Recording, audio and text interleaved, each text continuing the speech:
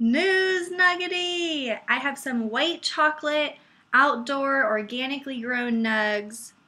As soon as I ground a couple of nugs up, super, super fragrant. I love this white chocolate.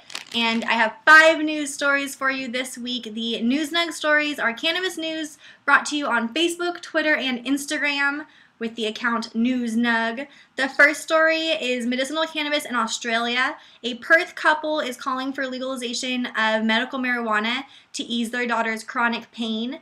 Cannabis is being used medicinally, or the conversation has at least started. Oils are being discussed and different concentrations of cannabis in Australia, but there's really not safe access for patients, individuals. There's no safe access points, there's no dispensaries, nothing like that. So the conversation is going. Perth in particular is receiving a lot of press. I saw the story pop up a few times, but there are a few other states and cities in Australia that are really trying to get the word out. It's pretty awesome. When I was in Australia last May, I saw a few oil makers and tincture makers that had their own stories and families testifying and telling about the amazing properties of cannabis. So it's really nice to see that all the way on the other side of the world. Cannabis is everywhere. The next story is from Houston. Last week we were talking about Philadelphia. This week it's about Houston, where first-time offenders could get a pass on marijuana. They would have to come down to the courthouse, be fingerprinted, I think it was, if you had less than 2 ounces, and you'd have to confirm your identity, lack of a criminal record, and then released. It seemed like the politicians that were running for office down there, both of them were trying to say that they were more relaxed or decriminalizing pot in a bigger way. And that's kind of interesting in Houston because a lot of people say that Texas is not going to legalize, and I think they're wrong. Texas is moving forward. I don't think decriminalization is the end. I don't think it's enough, but it's pretty interesting to hear even in Houston the conversation is being had. It's in America the biggest problem that I recognize with prohibition is how unfairly the arrests are made. And so I think that a lot of big cities really have to take into account their resources and whether pursuing non-white people for smoking weed when they don't pursue white people for smoking it, if it's even worth it at this point. It's just stupid. It's just ridiculous. The next story is about Rick Steves, who's a travel guru. I actually read his Rick Steves Amsterdam book, or I skimmed it at least, when I went to Amsterdam a couple of years ago. And he is now going on a 9-stop tour promoting the legalization of cannabis.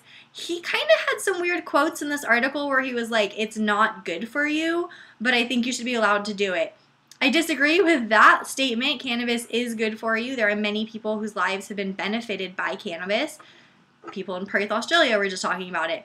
But it doesn't really matter to me his motives or whether he's super educated on it. The fact of the matter, shouldn't matter that he's educated on it, but the fact of the matter is he is a recognized public figure and he's speaking out for legalization. So I am pretty happy about that, but I also hope that he hears a lot of feedback about his statements and just kind of understands that that's not entirely accurate.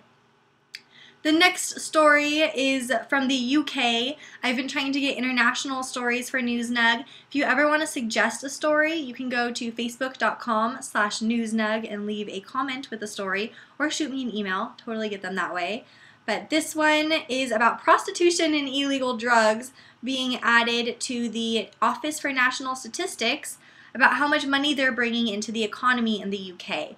Previously, prostitution and illegal drugs weren't calculated, but for whatever means, they're now calculating more than ever, and it turns out people in, I almost said Boston, but the article says Britons spend more on illegal drugs than personal grooming. It's pretty weird. You spend more on illegal drugs, cannabis included, than personal grooming. But that's kind of awesome, because how much personal grooming stuff do you really need?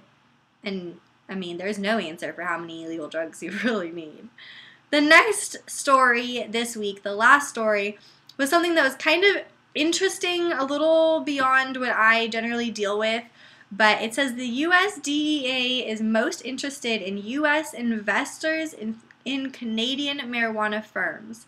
So I've never invested in anything. I am not a market expert or even familiar with the market in any way. But from what I was reading in this article, It was basically saying that Americans that invest into legal Canadian medical marijuana businesses, Americans that do that can be prosecuted for money laundering, for supporting an illegal enterprise, violating the Controlled Substances Act.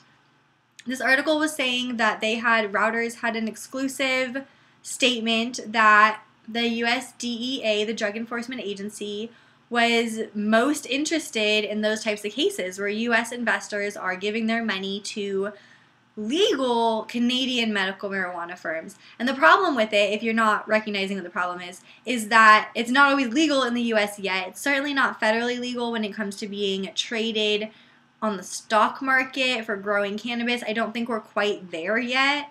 So you would be violating the Controlled Substances Act, where cannabis remains a Schedule I narcotic, even though it's irrelevant from that definition of.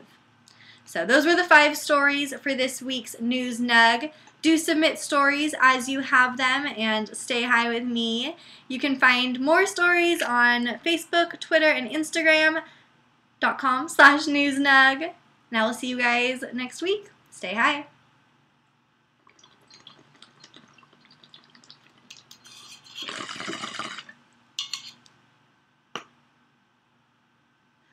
Stay informed and stay high. See you guys later.